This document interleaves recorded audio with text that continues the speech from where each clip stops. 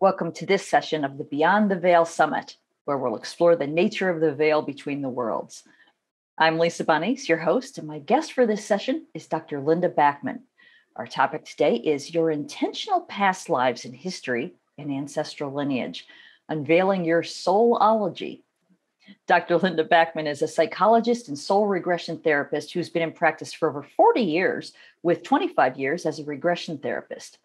She's the author of 3 books, including her most recent one, Souls on Earth, and she's here with us today. Linda, thank you so much for joining us. Welcome.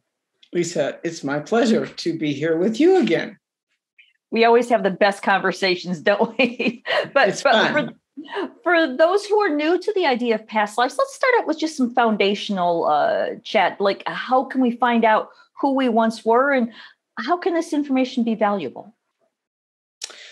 So 2 ways to find out, 2 basic ways to find out. One is the type of work that I do, which I would just, for now, simply call soul regression. It's someone trained in guiding you, and that trained person isn't telling you about the past life. They're supporting you to discover and talk out loud and experience a past life step by step by step.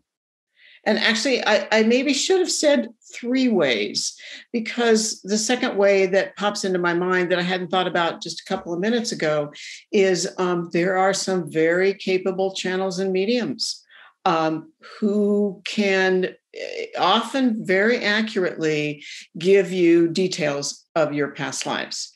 Obviously, I'm minorly biased, and that is when you walk through it yourself, through the details, step by step by step, you basically live it, then you grasp it more effectively and you release it more effectively. And then the third way is there are many clues in our everyday life, who we are, emotions we have, people in our life, physical symptoms that we have, phobias that we have, interests that we have that tap into our past lives. So there's basically 3 ways. All right, great. So what really intrigues me is, and I think anybody who's ever really heard about past lives has heard the story of Bridie Murphy, a woman who recalled a past life of something that happened in Ireland. Now, that story itself was sort of questionable, but if we do discover a verifiable past life where we do a regression and we come up with information about somebody, where they lived, when they lived, and we can actually look up the details, how does this knowledge affect us in this lifetime, with regard to our skills, our emotions, our karma, relationships? Well, I'll just say that maybe to preface what I'll say in response, Lisa, is that more often than not, at least for me, when I'm guiding regression, the client is not discovering a past life that can be verified in history or verified by traveling to Ireland, to that small town where you think you lived, and seeing if you can and validate details of there was a family and blah, blah, blah happened to that family. So it's not the most common experience. But on the other hand, it does happen. And then we dig into, which is kind of the whole topic of what we're talking about today, Lisa, you and me, is, so what does it matter who I was, where I was, what happened, who I knew? Why does that matter? And I was thinking before we started today, it's like, how do we take this kind of topic, which is really fairly complex, and how do I sort of, sift it down to something that's kind of manageable and in small bites? And the bottom line, and this is not an easy topic to make simple, but the bottom line is that as a soul, we're required to evolve. The laws of the universe are such that we come into body to evolve as a soul. And if we make it really simple, which I think this piece is the underlying foundation, is that we, Lisa, me, and anybody else, we're responsible for the evolution if we just focus on Earth for a minute, we're responsible for the evolution of Earth. Therefore, when we understand our past lives, we understand what happened. We understand the skills and abilities we have. We may understand karma, that free will choice we made in that past life that might have not been the most useful. So then we can balance that in our life going forward. So it's all about, you might make it simple and say, it's about, as a soul, we start in kindergarten with our learning, kindergarten, so to speak, and then first grade and second grade and third grade. And so if we discover we were someone in a past life, maybe there's some baggage left over from that life that we can balance in current life. Or just one more simple comment, because it's, again, not a very simple topic. Or we need to know skills that we gained in the past life that we carry into life today. So that's why. Yeah. Right. So then I'm wondering if during a regression, generally the purpose is to bring up a memory of the past life that is most pertinent to what we're dealing with right now. So would that be why a verifiable past life would come up right now, as opposed to one of the hundreds of other past lives we may have lived? Well, the simple answer to why, and I say this to clients before we begin the actual regression, I'll say basically to Susie, the client, Susie, Linda, the regression therapist, I'm not going to be the one choosing the past life that comes forward. The selection, if you will, of the life that comes forward is basically determined by our own soul, our higher self, and our spiritual guides. It's what past life does the client need to know in that particular regression, or what past life do any of us need to know at any point in our life if it doesn't come forward through regression? What's the purpose currently in our current life for discovering that past life? Mm-hmm. Okay. All right. Let me take you off on a tangent here. This is just coming to mind. What if during a regression you discovered you were somebody famous, whose story we knew before the regression? I mean, I've heard more than one person say that they were Cleopatra in a past life. Right. How common is that kind of thing where people, I don't want to say claim, but it comes forward that they were somebody famous that other people have claimed? Is it possible to verify that, or does that even matter? Well, that certainly happens. So that's the first thing I'll say. That does happen. And again, it's that same thing of if a quote unquote famous past life comes forward, there's a reason. And here's the thing I always say about that. I jokingly often say, well, I've regressed, I don't know, over the course of 25, 27 years, I've regressed 3 or 4 Mary Magdalenes. Okay. I don't think I've really regressed 3 or 4 or 5, however many people it was, Mary Magdalenes. But what regression therapists and clients need to tweak apart is, just to use Mary Magdalene as an example, was I Mary Magdalene? That's one possibility. And I, Linda, was not Mary Magdalene. That's not what I'm saying. Was I Mary Magdalene? Was I someone very close to Mary Magdalene that knew her well, knew her life? Therefore, I'm tapping into details of her life, but I wasn't Mary Magdalene. And then just to stretch this spiritually, but I've learned so many things from regression over the course of many years. It's also possible to have been a spiritual guide. Remember, we always have a higher self.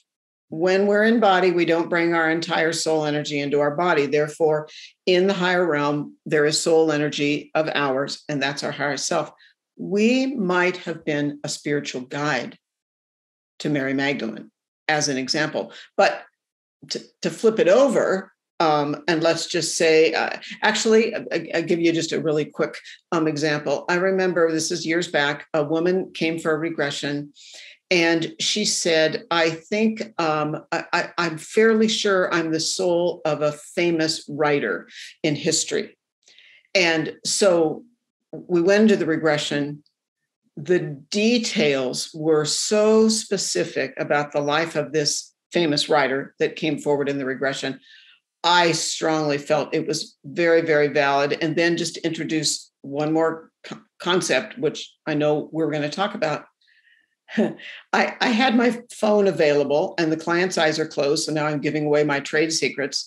And I quickly Googled a picture of the face of this famous writer. And my client, laying on my couch, actually literally here in my office behind me, and this is common, facially and hair-wise, she was a dead ringer for this writer. And that does happen, not always, but often, that we look like either body structure and or face, hair, shape of face, eyes, and all of that. We look similar. Huh. Well, that's interesting. Thank you for throwing that extra tidbit in. We need to talk about that another time. Okay. Now, I'm wondering then, what sort of characteristics do we carry over from life to life? If this woman was, really feeling connected with this writer, for example, what sort of characteristics might she have carried forward with her? And this is how, I'm glad you're asking that question, Lisa, because this is how we can do a fair amount of validation of past lives. So as I just said, I've actually had many experiences like this with other people and clients. We usually carry forward something physical, as I just said, body, face, hair, eyes, something physical from the past life. Sometimes as I said, we can look very much like that past life person, but we also carry forward skills. And so if we've been a famous writer, then more than likely we have, we may not become, some massively famous writer in our current life. That's not required or necessarily expected, but we would have some of the skills of that person. We might have some of the emotions of that person. And I know we'll get into this. We might have some of the relationships of that person. Right. Yeah, what you just said brought up a couple different questions that I wanted to talk about. Let me combine them because that might make it easier, because I wanted to ask about, is it possible to be born back into the same family line? And the reason I ask that is because I have what you were just talking about. Let me just give you an example of what I mean. I'll tell a brief story and I'll keep it as short as possible, but Okay. Some details really can't be left out. So let's see. For years, I've been just obsessed with genealogical research into an obscure ancestor's life. No idea why I was so interested in him. He's my great grandmother's younger brother who was killed in World War I. And I never knew any of these people, but for some reason, he specifically fascinated me. So during my trip to Scotland 2 years ago, we visited the war memorial with his name on it and the town where he was born, walked the streets where he lived. I really connected with him as much as possible. And while I was in Scotland, I caught a really bad cold. And when I got home, it escalated into a sinus infection. And one day, the pain in my face got so great that it felt like my head was going to explode. And then it actually felt like it did. I felt this, and the pain was completely gone. But it also felt like half of my face had been blown away. I sort of knew at that moment, knew in finger quotes, that this is how he died, that he was shot in the face. And I began to wonder if I was him in a past life, or if I was just receiving information about an ancestor who interested me. But fast forward to about a month ago, I had a session with a medical intuitive, as you were mentioning earlier, and I told her that I have had recurring accidents throughout this lifetime where I keep getting smashed in the face, right right in the upper lip and nose, boom, boom. And this happened so many times in my life. The pattern was so remarkable that I made an appointment with her specifically to ask about this pattern. And without knowing any of my backstory, she said that she saw in a past life that I was killed in action in World War I, shot in the face. So I guess my question is, while this is, to me, this is fascinating and literally mind-blowing, is there any way to prove that I was him? Does it matter? What do I do with this information? Is it possible to reincarnate as an ancestor to a descendant?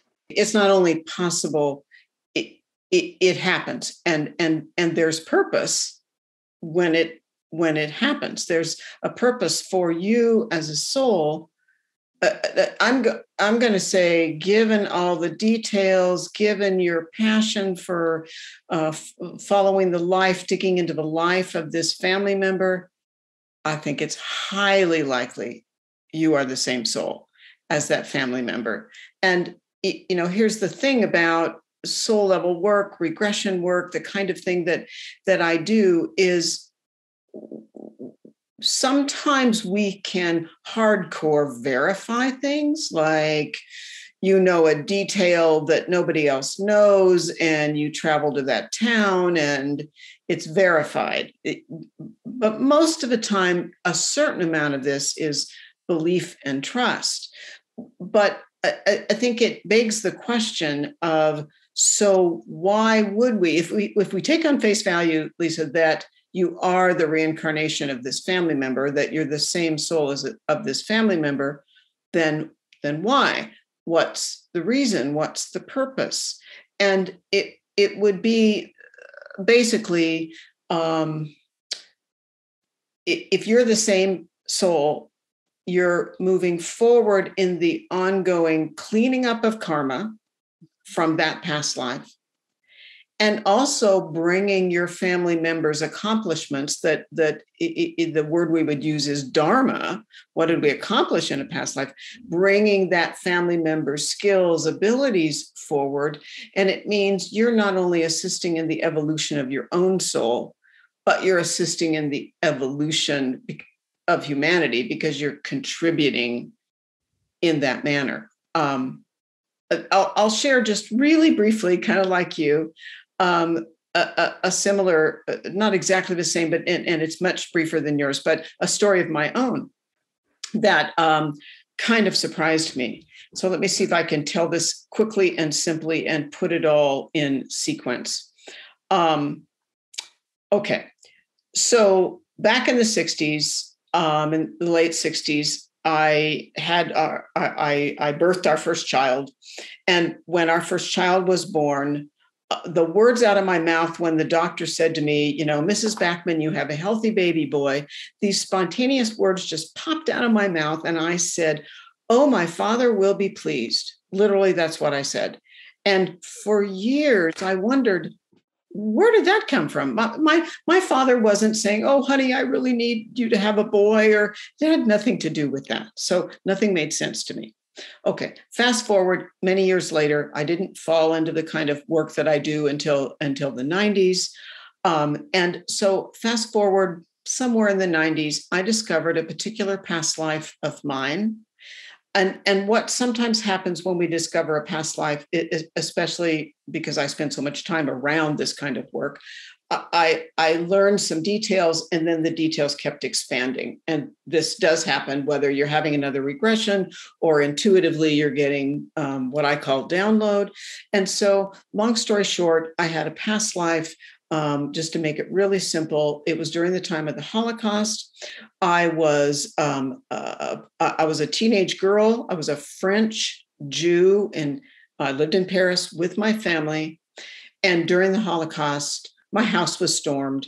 And long story short, some of us were taken to a concentration camp.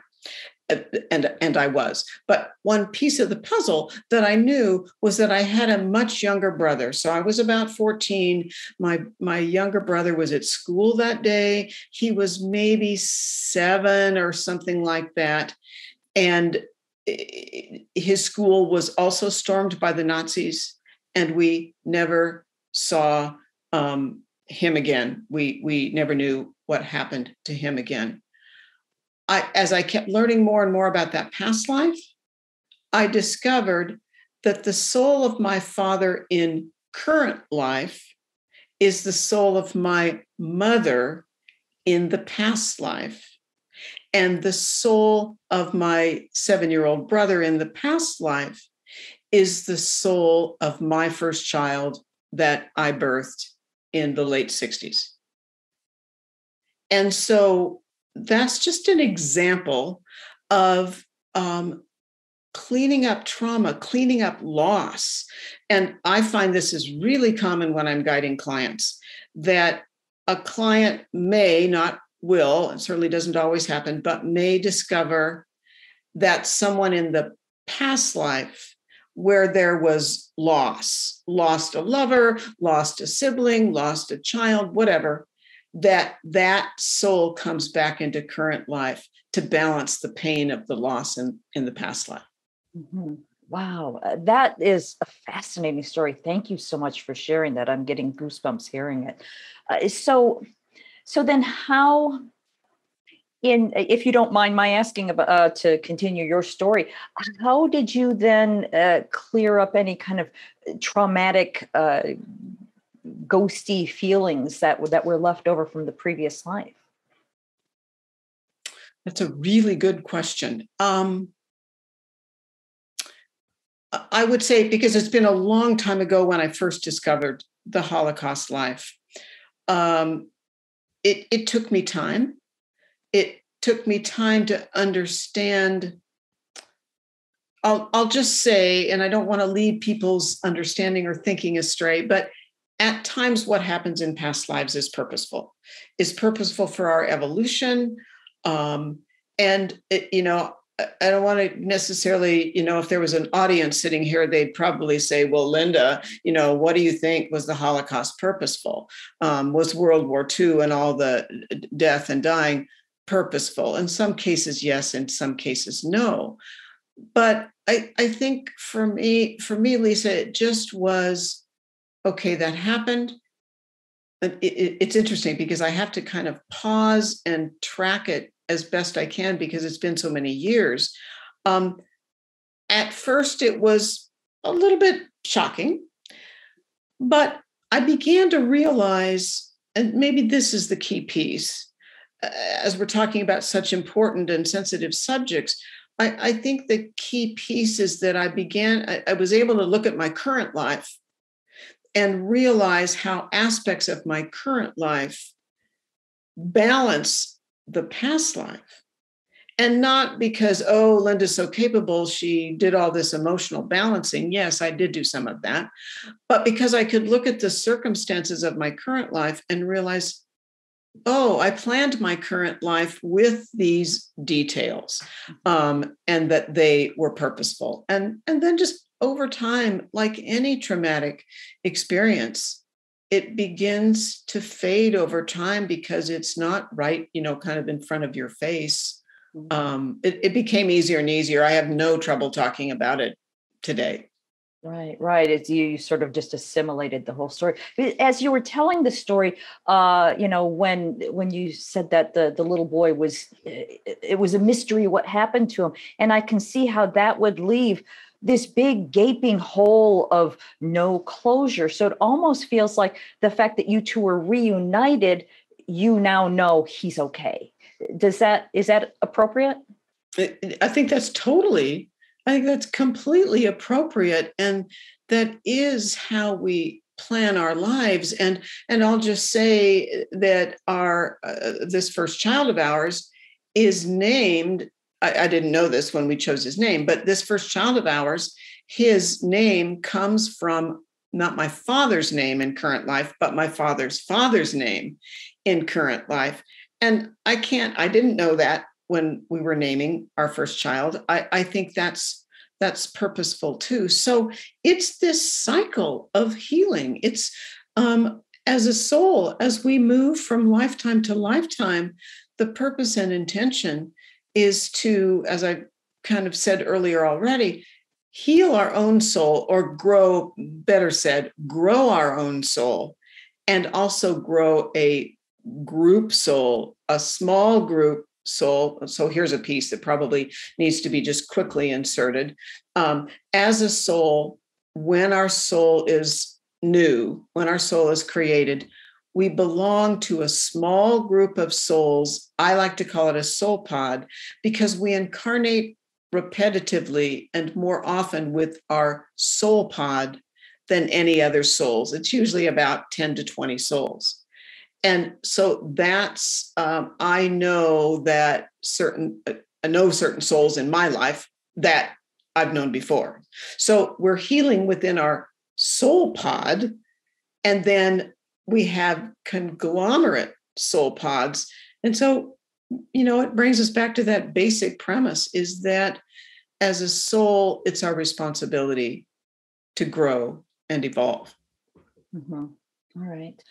Well, let's go back to the idea of past life trauma. I mean, I mentioned that in this life, I kept getting bashed in the face. And I don't mean just light taps. I mean serious accidents where, it would happen almost like every 7 to 10 years. I'd get pounded in the face again, car accidents and just really traumatic damage over and over and over in this lifetime. And again, that's what led me to this the medical intuitive to ask, because she told me she looks into this kind of pattern.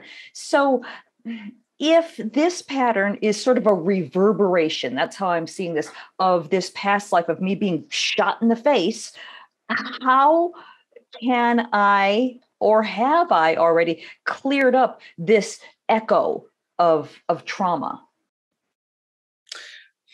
I mean, one response would be, I get the sense, and this is just my own intuitive sense. And obviously, as a regression therapist, I have a certain amount of intuitive ability. Not that I tell the client about the past life, they tell me.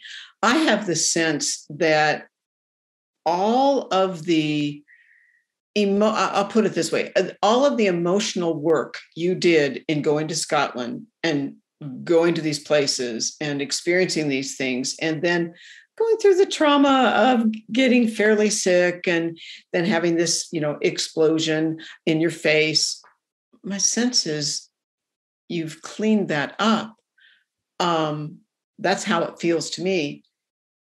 But then I also wonder, let's see how to say this, the skills that your soul carries, that this family member had, and of course, you're part of that soul, so you have those skills. You're bringing those skills forward, but you can be, so I think about those, let's call those warrior skills, okay? Well, we can be a warrior in all kinds of ways, and I know you well enough to know you are a warrior for family healing. You're a warrior for spirituality, or you wouldn't be doing what you're doing today. You also have, I'll call them entertainment skills. That's being a warrior for lessening. I think about, I'm certainly not in the industry that I know you've spent some time in. But I think that laughter is a beautiful way to heal and help others heal. So that could be another one of your warrior skills. Mm-hmm, mm-hmm. Right. Well, it's to go off on a bit of a tangent with what you said. Every single one of those accidents, while horrible and painful and bloody, were really funny stories. So maybe that's where that all intersects. But let me change the subject though, if you don't mind, because I have so many questions for you, Linda. We could talk for days. I'm wondering also, is it possible that we can have overlapping incarnations where our soul can be born into this body and another one alive at the exact same time, or do they have to be sort of spaced out with years between them? Yeah, that's a really important topic, because a lot of people don't understand that. So the answer is yes. We can have overlapping lives, and we can have overlapping lives that we might call, the terminology gets a little confusing here, but let's just say that I had a life that didn't, I had a past life that didn't end until after I was born as Linda. That does happen, and we call those parallel lives. It's also more common than people might think, and maybe I'll go so far as to give an example. I always hesitate to do that with public figures, but we also have concurrent overlapping lives, like theoretically, Linda's soul or Lisa's soul is currently incarnate as someone else simultaneously. That does happen. And so bottom line is, why does that happen? It happens for two reasons. Whether it's past lives or this concurrent life thing is typically called split incarnation. And so it happens for two reasons. It happens because only souls of a certain level of evolution can maintain overlapping lives, can energetically manage overlapping lives. So it happens because it speeds up our own evolution as a soul. And maybe even more importantly, it happens because we have a greater impact on the evolution of humanity by having overlapping lives. Okay. All right. So then this begs the question, is it possible to actually meet ourselves, or is this like Doctor Who? I don't know if you're familiar with this, but in Doctor Who, if he's on Earth at the same time, he can't cross his own life stream without exploding all of time-space continuum. So can we meet ourselves in other bodies? Yes, is the answer. I know a few examples of split incarnations, just to help people get used to the terminology, split incarnations where one aspect of a soul meets the other aspect, or one person, same soul, meets the other person. And yes, I can right this second pull up in my mind about 3 examples. And this may stretch people's minds even more, but a couple of the examples that are popping into my mind are, this may boggle people's mind, are people in a romantic relationship, people in a committed romantic relationship. And of course, everybody probably would imagine if you're in 2 bodies simultaneously, it can be 2 men, 2 women, a man and a woman, doesn't matter. But yes, it does happen. Oh, the mind reels. Wow. The scenarios that I can come up with just imagining being in a romantic relationship with myself. I mean, either you would love each other so much or you would hate each other. I mean, you would, wow, that's really, really interesting. Thank you. I'll just, not to interrupt you, but I'll just insert one quick comment about that, because I remember having a conversation with a couple in a romantic relationship who knew they were the same soul. And basically one of the things they said, and maybe listeners would imagine this is the case, is yes, at times they get along very well. And at times they have a lot of commonalities, but also in conversation with them, both of them said to me, and at times we push each other's buttons, and we know there's purpose when, my buttons get pushed, or, her buttons get pushed, or whatever. We know there's purpose in that. And it causes us, what was said to me was, and it causes us to kind of take almost greater notice of this issue or disconnect and not cast it aside, that it must be purposeful. Right. That makes a tremendous amount of sense. Yeah. Thank you for adding that. And now, another thing that came to mind as we've been talking is once I discovered, for lack of a better word, that I could be this ancestor I've been looking so intently at. I pulled up an astrology report for him because Scotland's birth records, they're wonderful. They give you the time of birth, so I was able to get an accurate astrology report for him, and I did a compatibility report between my current lifetime and his, and we are so compatible. He had what I lack, and I'm strong in areas that he might not have been. But then when we do have similar strengths, they really are the ones that are my strongest. And also his sun sign is the same as my moon sign. And I just thought that was, I don't know how into astrology you are, but I thought that was a really interesting wrinkle to bring into this whole thing. Well, I think a piece of that is that it's hard to know how to put this. It's like, whatever he accomplished with his, we'll just, stay focused on astrological chart. I'm just an armchair astrologer person, understand it to a point.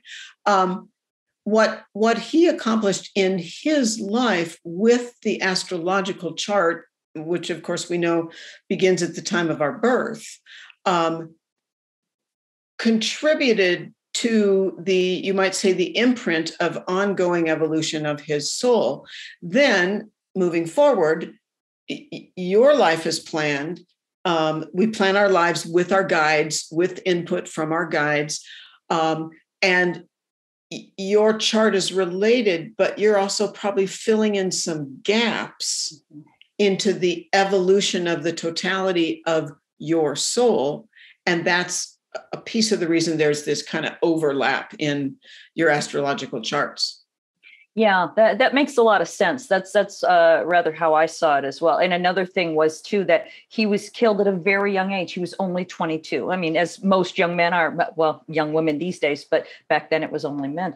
He was 22 years old, so he didn't get to complete what he came here to do. Mm-hmm. I mean, so it feels sometimes like that's what's been driving me forward. I've always felt during this lifetime that I don't want to die before I'm done. And I've never really understood why I felt that way until, this whole thing is coming forward, that perhaps that's why I have that strange, even though I've lived far longer than 22 years. But that's another aspect of it that I found really interesting. Mm-hmm. And it's hard to know when you talk about him dying at 22, that may not have, occasionally that's planned, but that also may not have been planned. Therefore, that would make it even more robust, you might say, that you've already lived well beyond that and intend to live, continuously beyond now, because it wasn't his intention, perhaps, to die at age 22. Right. Well, it felt like it wasn't his conscious intention, because I remember when I felt that moment of when my face was gone, it felt like it didn't hurt. It was just gone. It was just gone. But there was also this sense of, no, not yet. So that's what makes me feel like that's what I'm carrying forward, because of that moment of his realization that he was dying, that I'm not done yet. Is that a common feeling when you do regressions? It's actually very common, and it feels, and this is the thing again. Like I said, I look for regression content, soul level understanding to be as grounded and left-brained as it can be, because I think that validates all these topics. But on the other hand, there's definitely that intuitive right-brained component. And so that I sense that at times, Lisa, even as you're talking, and it's like, it feels strongly like he wasn't ready to die. And my guess would be he died probably pretty instantly, physically died pretty instantly when his face was blown off. And perhaps it came as a great shock to him, and this does happen, and most people listening probably know this, but oftentimes, not always, but oftentimes, if we die suddenly, a car accident that just came out of the blue, or, the war, like we're talking about, the terrible circumstances that have recently happened in the Middle East. The soul is like, well, wait a minute. It's almost like I want to look down. It's kind of like the soul pops out of the body, and the soul pops out of the body very easily. I mean, I want people to know, because I've guided so much regression, the soul doesn't feel the physical trauma that the body is experiencing. But so the soul pops out of the body, and when it's, relatively speaking, unplanned, our soul is like, wait a minute, what happened? And how did that occur so quickly? And it's probably the case that that's what you're describing, Lisa, is a very fast, and then have to cope with, I'm not in that body anymore. Mm-hmm, mm-hmm. Yeah, yeah. And if you don't mind, again, I hate to keep talking about myself, but hopefully we're educating people here. I wonder then if that's why, if he felt incomplete, like he hadn't finished what he came here to do, perhaps that's why I feel so very strongly about finding his story. I mean, I'm borderline obsessed with this. This isn't just some casual interest. I dedicate hours of my day into researching this boy's story. So I wonder if his frustration at not being able to complete what he came here to do is possibly the driving force behind this obsession that I feel. What are your thoughts? My thoughts are yes. And my thoughts are, yeah, I mean, first of all, yes, I think you're right. It is the driving force. But secondly, there's value in the research that you're doing, and you, as being him, if you will, are carrying his life forward. And again, that's all about the evolution of, in this case, your soul and his soul. But the evolution, you're also, as you just said a minute ago, you're teaching. It's a modality of teaching, and that's so important. And I think this whole notion of continuity of soul, immortality of the soul, we've lived before, we'll live again, is so important for people, in my opinion. Everybody would imagine, given what I do, that I would say this, but that this is not all there is, just this one life, one body. And obviously for me, I have absolutely no doubt that that's the case. Well, Linda, as I've mentioned earlier, I could talk to you for days and days and days. I know we're just scratching the surface on this topic, and I do appreciate your indulgence in allowing me to explore my own personal story. As I mentioned, I do hope that it's helpful to illustrate to other people how this all works. I want to make sure before we go that I mention your website, and that is ravenheartcenter.com.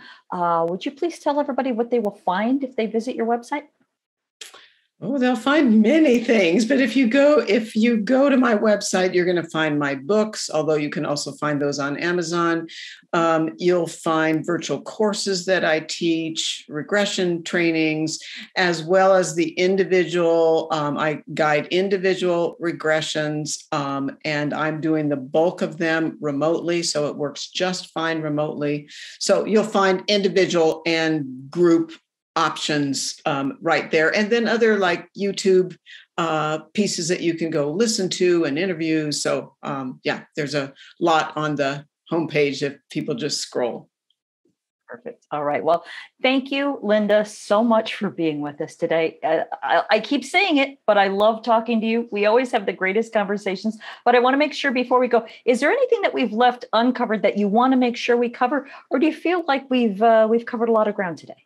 Yeah, I think, Lisa, we've covered a lot of ground, and I have the feeling that as this interview is listened to, it's going to trigger lots of questions and people digging deeper. And I love that, because that's the whole purpose. It will assist. I'll just say, simply put, one more time, we evolve as a soul, lifetime to lifetime. We evolve humanity when we're in body. So no, I don't think we've missed anything crucial. So thank you so much. It's been my great pleasure to be back with you again. Absolutely. And thank you, Linda. I want to remind everyone I've been talking with Dr. Linda Backman, and I want to thank everyone for joining us. I really hope you enjoyed this conversation in the Beyond the Veil Summit.